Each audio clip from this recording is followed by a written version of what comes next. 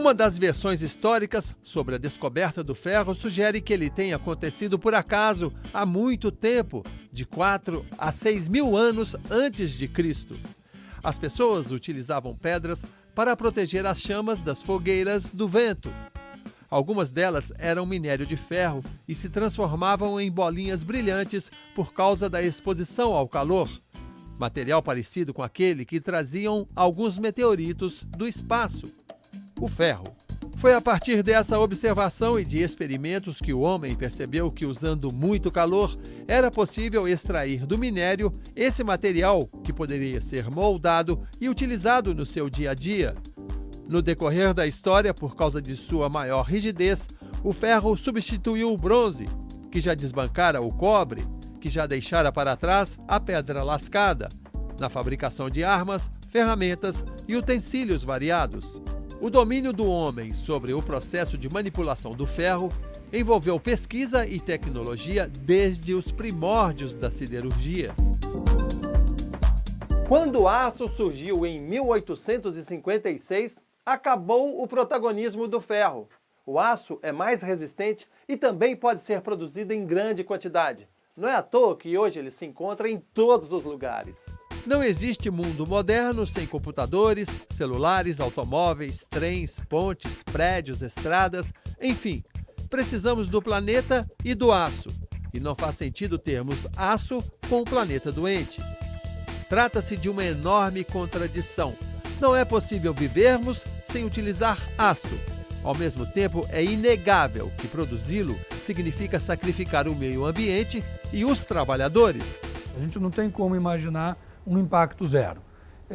Então, assim, no conjunto da sociedade, a gente imagina que você deva ter uma redução do consumo proporcional, evitar desperdício, aumentar a reciclagem. Tem todo um conjunto de práticas que vão fazer com que lá na ponta a gente precise de cada vez menos recursos brutos ou cada vez menos terra para plantar eucalipto, ou qualquer tipo de fonte de madeira plantada, para a gente poder atender a indústria.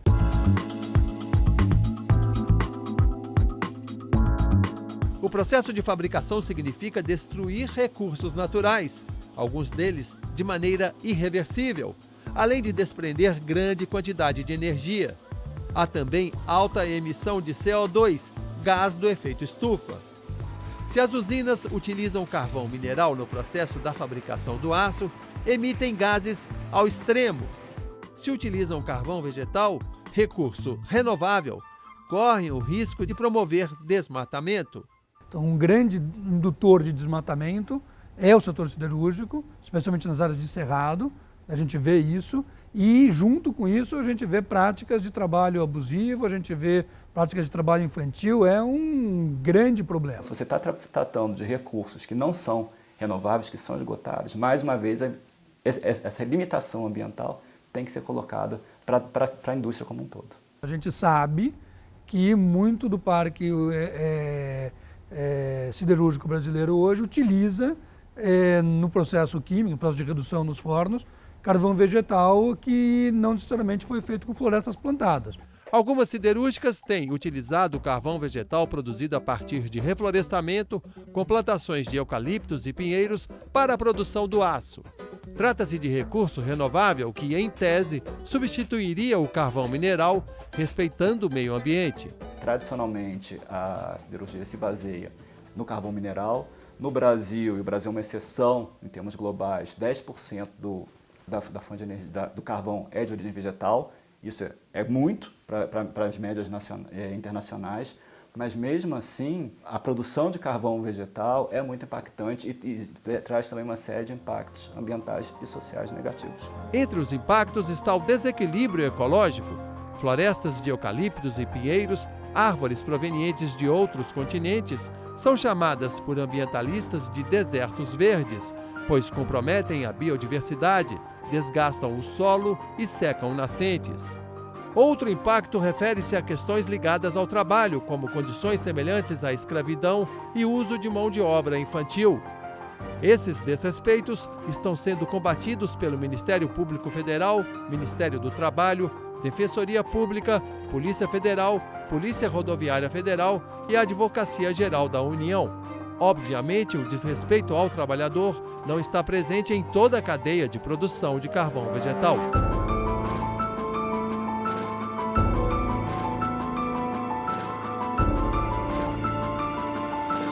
Você está com um forno com 120 toneladas de aço líquido a 1.620 graus, passando a 5 metros de você.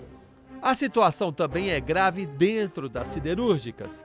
Muitos trabalhadores do setor ficam expostos a condições muito difíceis de trabalho, como altas temperaturas. Tem empressamento dentro de rolos, de laminadores e de mão, né, ou de algum membro do corpo. A tampa escapou e veio para cima de mim.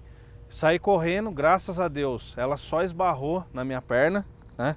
Ela pegou na altura da meia e até na hora eu não senti nada. Eu caí no chão, achei que tinha tropeçado. Quando eu levantei e eu não sentia a minha cintura, nem a minha outra perna eu não sentia. Então eu tentei levantar. Quando eu olhei minha perna eu vi que estava tudo detonada. Gases, tem problemas de queimaduras. É uma área totalmente agressiva, né? Ainda continua com toda a modernidade muito agressiva. Por esses motivos, sindicalistas estão constantemente atentos aos direitos dos trabalhadores. A gente tem que conseguir isso tudo intermédio judicial e a gente tem tido muita vitória e isso está provando que a área é uma área quase toda de risco 4 e é onde o sindicato tem que fazer interferência para que os trabalhadores recebam. Aquilo nem chamamos de benefício, um malefício, mas que é necessário para que ele tenha uma aposentadoria mais rápida. O processo histórico dos trabalhadores caminhou muito no sentido de reduzir jornada de trabalho, caminhou no sentido de conquistas que pudesse levar a um tipo de organização que minimizasse esses problemas. Férias maiores, enfim, toda a possibilidade de minimizar o impacto na vida do ser humano, o processo produtivo no setor siderúrgico. As dificuldades vividas pelos trabalhadores das siderúrgicas foram frequentes no decorrer da história. No século XVII, as forjas de Minas Gerais, pequenas siderúrgicas, utilizavam escravos que trouxeram da África conhecimento sobre siderurgia. Eram escravos que sabiam ler e escrever, né? Porque para ler o Corão você tinha que ler e escrever. Eram escravos que eram eles que negociavam pelo senhor da fazenda, eles que levavam nas vilas e nas feiras o material, e eram eles que introduziam nas fazendas boa parte das técnicas que essas fazendas tinham. A corrida do ferro foi uma delas.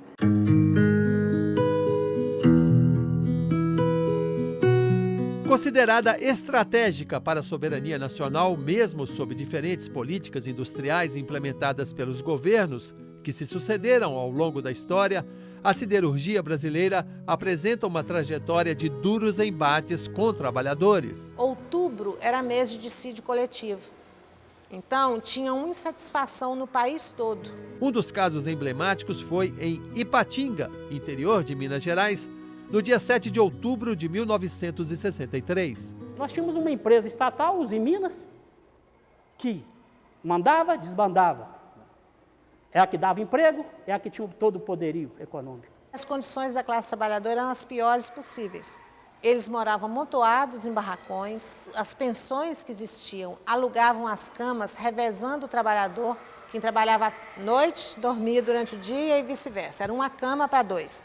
Trabalhadores da usina se revoltaram porque eram revistados diariamente por policiais militares na entrada e na saída da fábrica e também eram submetidos a péssimas condições de trabalho.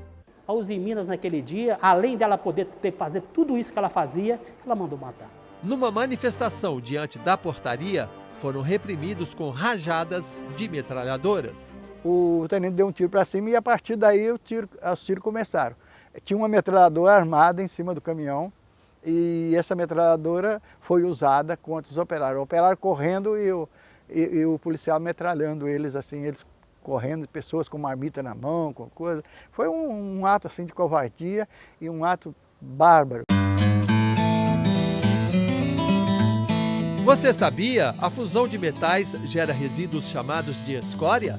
E que a escória, gerada nos altos fornos, é usada na fabricação de cimento?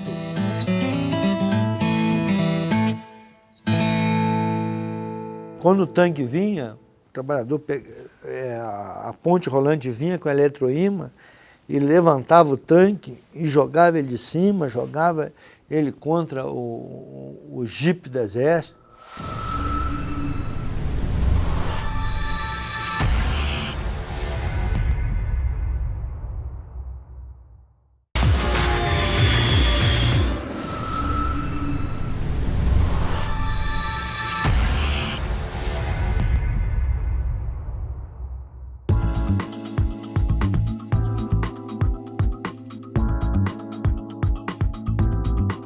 Por causa da importância estratégica para o desenvolvimento do país, a direção das siderúrgicas estava sempre de olho na organização dos trabalhadores para evitar qualquer tipo de motim. Para fazer reivindicações, a criatividade era importante. Na década de 1970, em plena ditadura militar, os municípios de Santos e Cubatão foram decretados áreas de segurança nacional, pois neles funcionava a Companhia Siderúrgica Paulista, a COSIPA, hoje os Minas. Naquele período, as greves eram proibidas e os trabalhadores ficavam sob constante vigilância dos militares. E eles precisavam se organizar. Aí eles tiveram uma ideia fantástica. Passaram a escrever mensagens nas portas dos banheiros e no final do expediente elas eram apagadas. E foi assim que eles conseguiram organizar o Dia da Amnésia. Nesse dia, todos os funcionários da COSIPA alegaram ter esquecido o documento de identificação que era exigido para entrar na fábrica. Milhares de funcionários foram se acumulando na portaria para serem minuciosamente revistados e assim as máquinas foram parando. Foi uma greve velada e a direção da empresa se viu obrigada a negociar.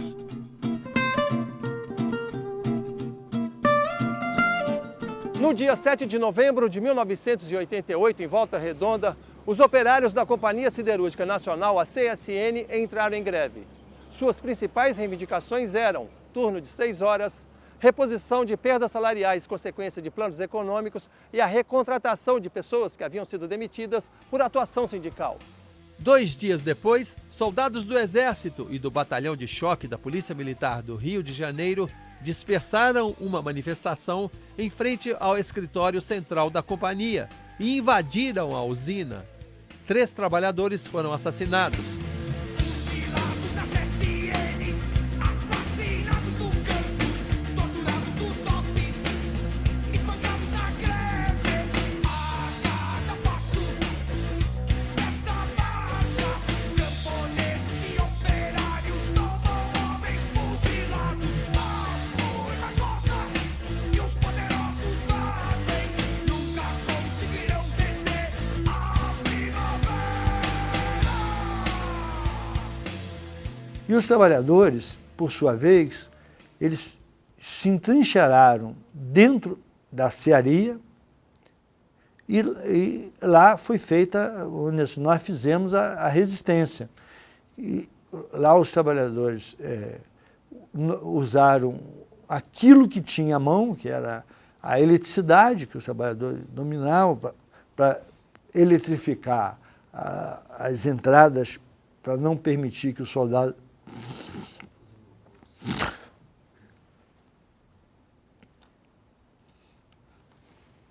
Quando o tanque vinha, o trabalhador, a ponte rolante vinha com eletroímã e levantava o tanque e jogava ele de cima, jogava ele contra o jipe do exército, passando graxa nos lugares para escorregar, tudo que o trabalhador podia usar como munição, como defesa, como proteger entrincheirado, o trabalhador fez. Havia atirador de elite atirando com mira telescópica. O governo foi apertando, apertando, apertando, apertando, e a gente como se fosse uma mola. Mas aí, quando a gente resistiu e que foi, eu dizia para eles, tira o queixo da reta, porque a hora que a mola voltar vai arrancar a cabeça de vocês.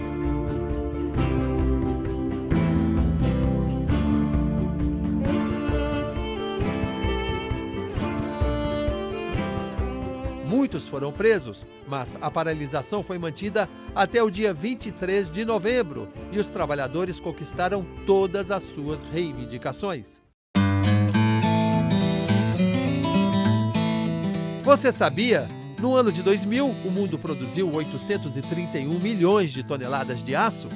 Foram utilizadas 608 milhões de toneladas de carvão, cerca de 17,5% da produção global deste mineral, que foi de 3.466.000 toneladas.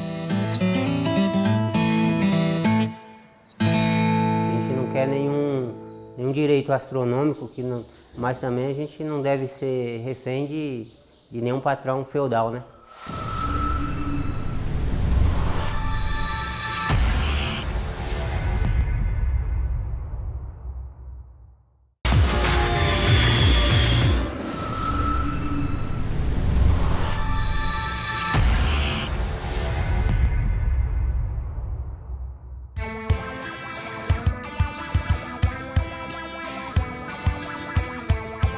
Depois de consolidada a democracia, a violência escancarada contra os trabalhadores foi virando coisa do passado. Décadas de luta garantiram em lei direitos trabalhistas. Hoje é natural a participação de trabalhadores e empresários nas decisões sobre políticas, não só para o setor siderúrgico, mas para o desenvolvimento do país.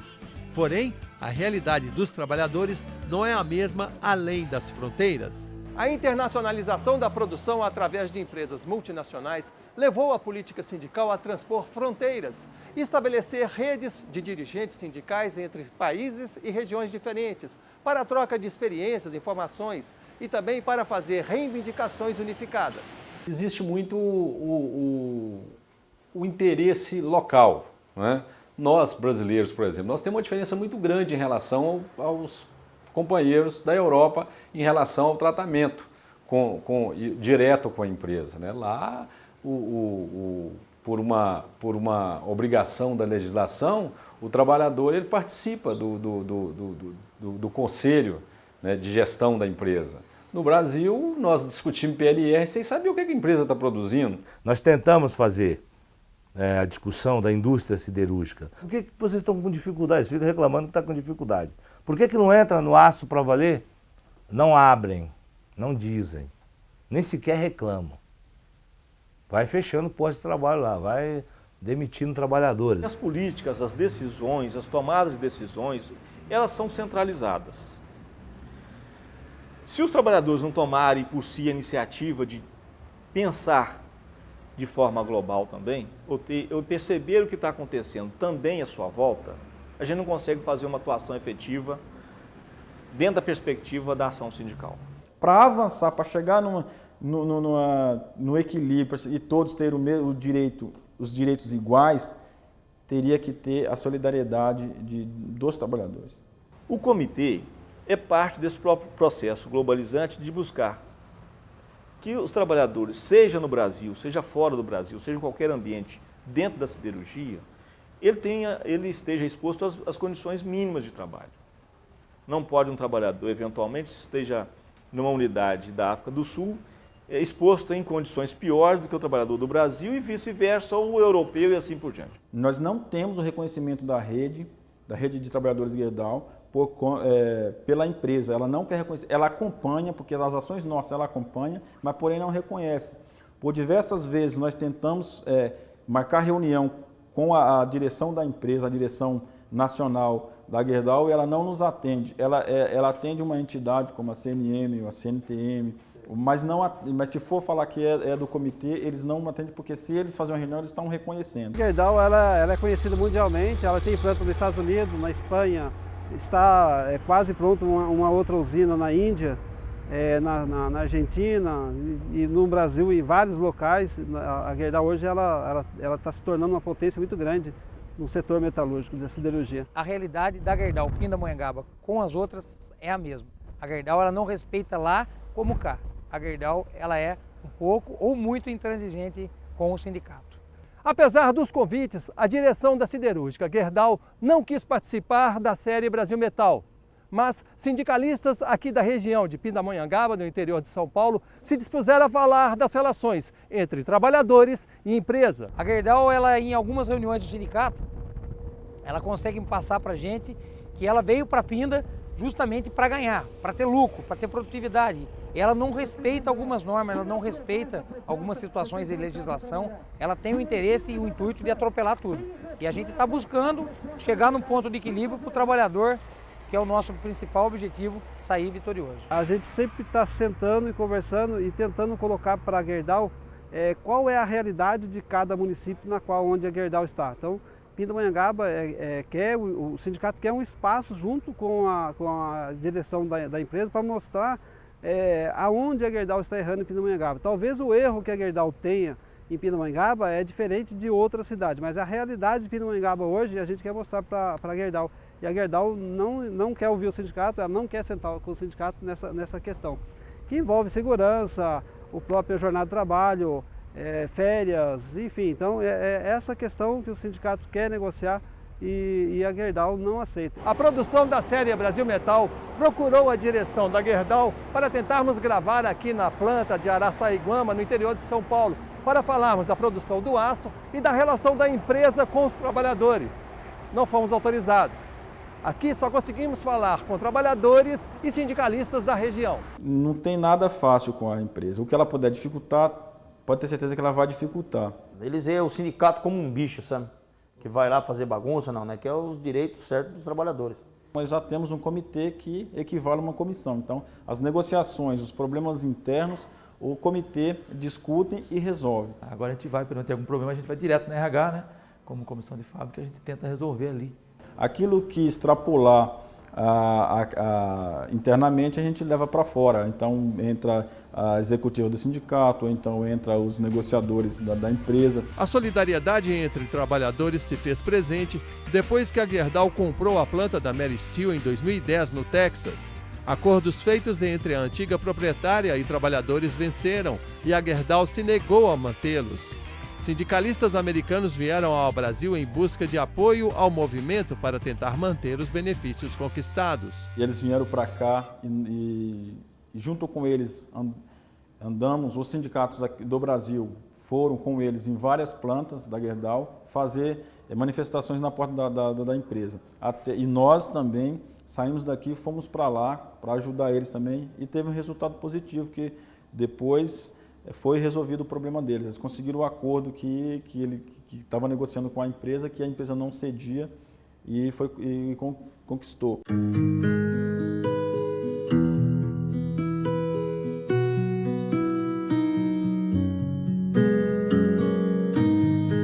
Eu acho que o trabalhador não é difícil de lidar, basta, assim, a gente não quer nenhum direito astronômico, mas também a gente não deve ser refém de nenhum patrão feudal, né?